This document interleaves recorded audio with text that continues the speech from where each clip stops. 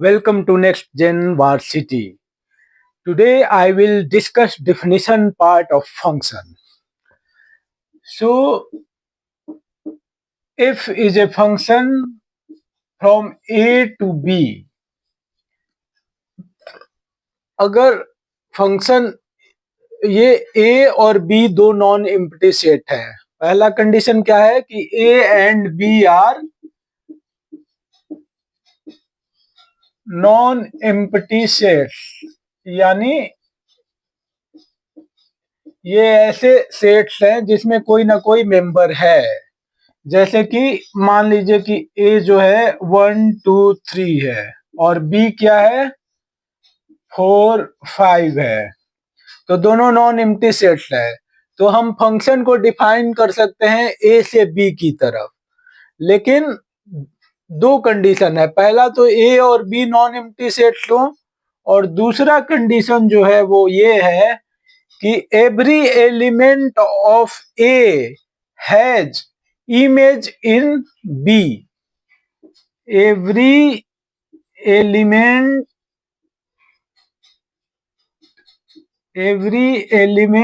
of A has unique image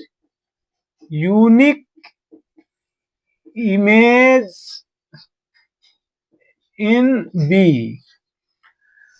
देखिए यहाँ पर दो कंडीशंस है। पहला कि ए और बी नॉन एम्प्टी सेट हो, मतलब दोनों का कोई ना कोई मेंबर हो, और दूसरा बात कि ए के हर एक एलिमेंट का एक इमेज चाहिए। यानी जैसे अगर ये हम ऐसे बना दें तो यहाँ 1 और 2 का इमेज है, 1 का इमेज 4 है, 2 का इमेज 5 है, लेकिन 3 का कोई इमेज नहीं है, तो ये फंक्शन नहीं है। फंक्शन होने के लिए सबका एक ना एक इमेज चाहिए। 3 का कोई इमेज नहीं है तो ये फंक्शन नहीं है। तो आइए कुछ और हम मजेदार एग्जांपल्स लेंगे। एक मिनट, हम और भी आपको दिखाते हैं।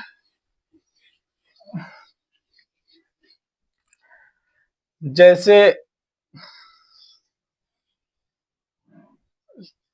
सीता, ये उर्मिला, आप जानते होंगे ये सब रामायण के कैरेक्टर्स हैं।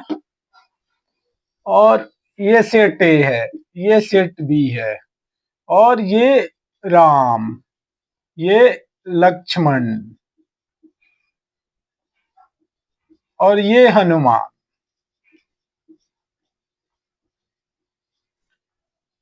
तो सीता का इमेज मान लीजिए राम में है, उर्मिला का इमेज लक्ष्मण हो गया, लेकिन हनुमान तो किसी का इमेज नहीं है, तो ये फंक्शन है कि नहीं है? जाहिर है कि ये फंक्शन है। क्यों? क्योंकि सेट ए के हर एक एलिमेंट का यूनिक इमेज है, यानी ये फंक्शन है। फंक्शन जो है ये डिफाइंड है फ्रॉम ए टू बी। अब एक चीज हमेशा देखिए, ये डायरेक्शन क्यों दिया गया है? क्योंकि फंक्शन ए से बी की तरफ डिफाइन है, ना कि बी से ए की तरफ।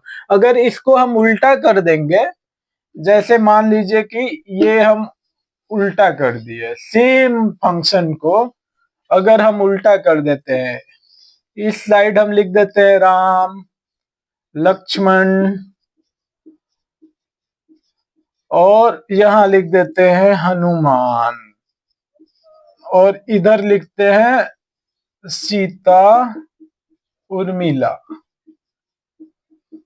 तो यहाँ राम सीता के बीच रिलेशन है, लक्ष्मण उर्मिला, लेकिन हनुमान का कोई इमेज नहीं है, तो ये फंक्शन नहीं होगा इस केस में। इसीलिए फंक्शन, आपको एक चीज समझना होगा, यह फंक्शन में डायरेक्शन का मतलब ये है कि if function is defined from A to B, it does not mean कि it is necessarily defined from B to A. तो जरूरी नहीं है कि इनवर्स फंक्शन भी डिफाइन हो। जब हम इनवर्स फंक्शन पढ़ेंगे तो फिर हम वो कंडीशन पढ़ेंगे कि वो कौन से कंडीशन है कि हम इनवर्स भी डिफाइन कर सकते हैं। जनरली वन वन फंक्शन जो होता है उसी का इनवर्स डिफाइन होता है। तो और भी हम कुछ एग्जांपल लेते हैं। अभी तक हम वन वन फंक्शन देख रहे थे, अब मेनी वन फंक्शन देखेंगे। जैसे 1 2 3, यहाँ हम लिखते हैं 4 5 6। मान लीजिए 1 का इमेज 4 है, 2 का इमेज 4 है, 3 का इमेज 5 है। क्या ये फंक्शन है?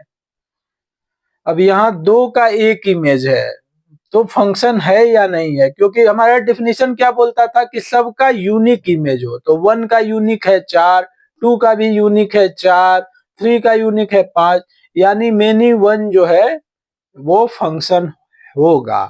अगर दो इमेज का, दो एलिमेंट का एक इमेज होगा तब भी ये फंक्शन है।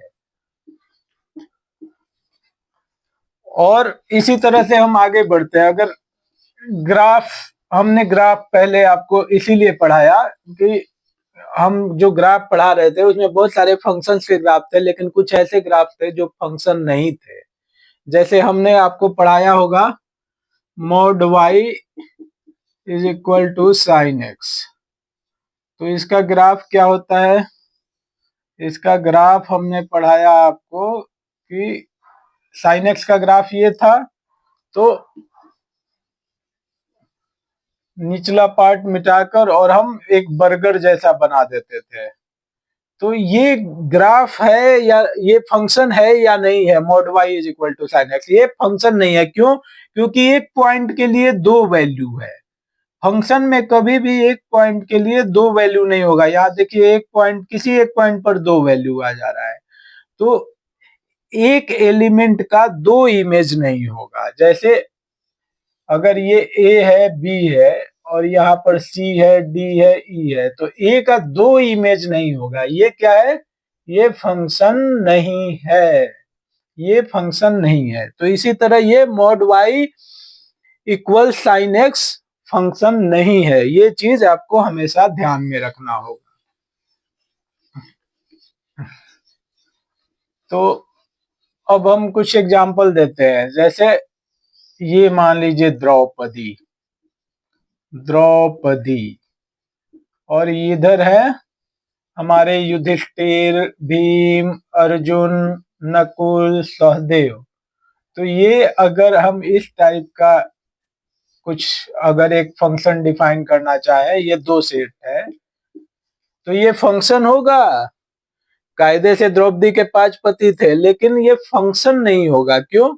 क्योंकि एक एलिमेंट का सिर्फ और सिर्फ एक इमेज होगा। यहाँ एक एलिमेंट का 1 2 3 4 5 इमेज है, तो इसलिए ये फंक्शन नहीं है। लेकिन अगर हम इसको उल्टा करें, उल्टा करें तो देखिए, अगर ये मान लीजिए कि ये हो सेट ए और इधर हो द्रौपदी, द्रौपदी, तो ये अब फंक्शन हो जाएगा क्योंकि सबका एक और केवल एक इमेज है। इस केस में ये फंक्शन है। इसीलिए फंक्शन में हमें ये ध्यान देना होगा हमेशा कि सेट ए जो है उसके हर एक एलिमेंट का एक और केवल एक इमेज होगा। अगर सेट ए के किसी एलिमेंट का दो इमेज हो जाएगा तो वो फंक्शन नहीं होगा।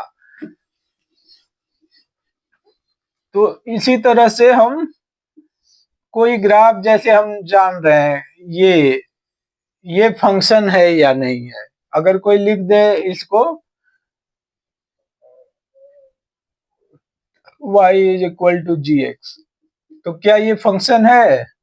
स्वाभाविक है कि यहाँ पर अगर हम परपेंडिकुलर लाइन ड्रॉ करें तो यहाँ एक पॉइंट के लिए 1 2 3 वैल्यू है, एक पॉइंट के लिए दो वैल्यू भी होगा अगर, तो वो फंक्शन नहीं होगा। तो ये this is not a function, ठीक ना, नॉट अ फंक्शन।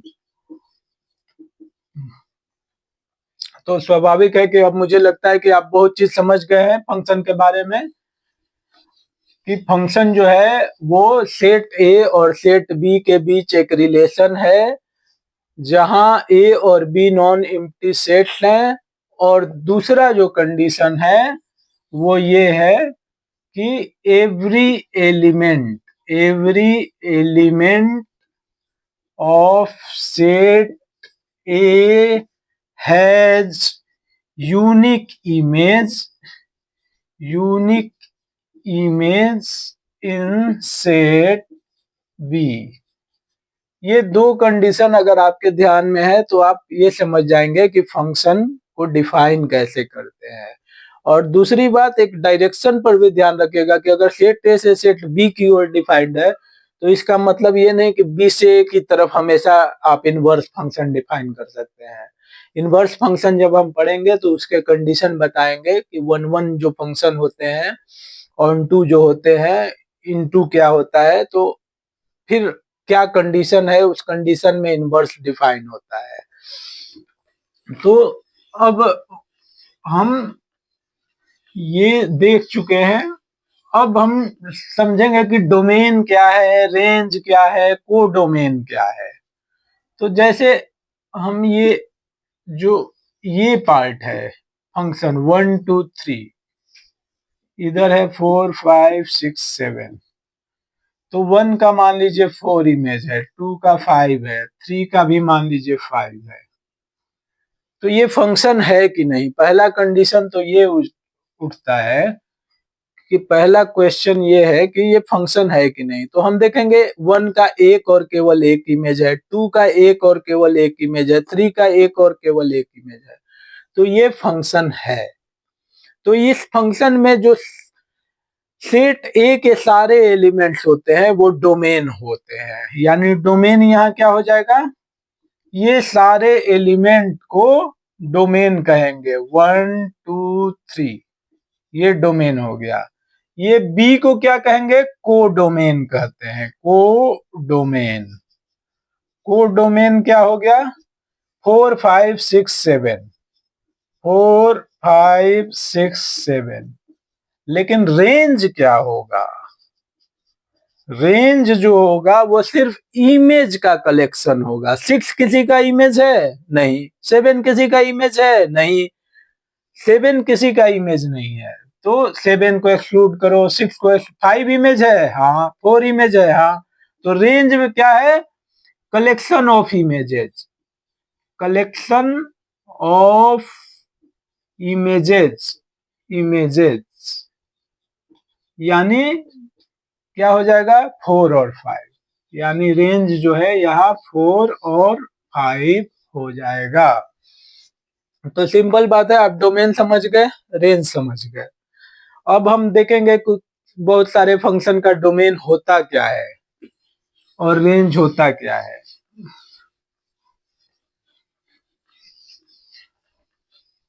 जैसे सिंपली अगर आपको दिया हो y is equal to 1/x, तो 1 डिवाइडेड बाई x अगर है तो यहाँ पर x कभी जीरो नहीं हो सकता। क्यों, क्योंकि जैसे ही जीरो होगा तो ये फंक्शन क्या होगा, नॉट डिफाइंड हो जाएगा, क्योंकि 1/0 क्या होता है, not defined.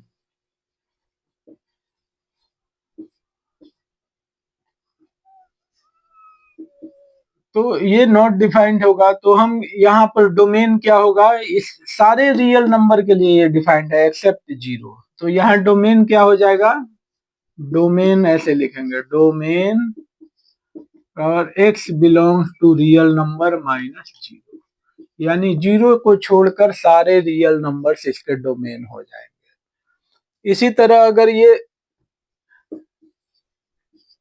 Root under x हो, तो हमें पता है कि रियल नंबर का रूट निकलता है, लेकिन सिर्फ पॉजिटिव अगर रहेगा तभी, नेगेटिव रियल नंबर का रूट नहीं होता है।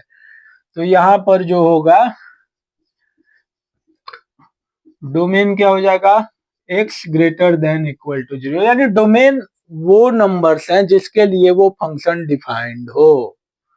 तो रूट अंडर x होगा तो उसका domain x is greater than and equal to zero, यानी हम ऐसे भी लिख सकते हैं जीरो से इंफिनिटी तक, यानी इसी पोर्शन में ये फंक्शन डिफाइंड है। अगर हम यहाँ -1 रख दे तो ये फंक्शन डिफाइंड नहीं है।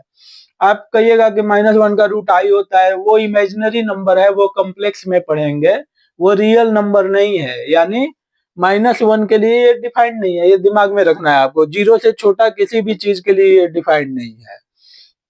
तो इसी तरह अगर हम आगे बढ़े 1/√x, तो चूंकि ये 0 से इंफिनिटी तक डिफाइंड है और 0 पर भी, लेकिन ये तो 0 पर डिफाइंड नहीं होगा क्योंकि 1/0 हो जाएगा। तो यहाँ पर क्या हो जाएगा, डोमेन जो होगा वो 0 से इंफिनिटी, यानी 0 भी यहाँ पर बाहर निकल गया। तो ऐसे करके हम डोमेन और रेंज को अभी और अगले सेशन में विस्तार से पढ़ेंगे। Thank you.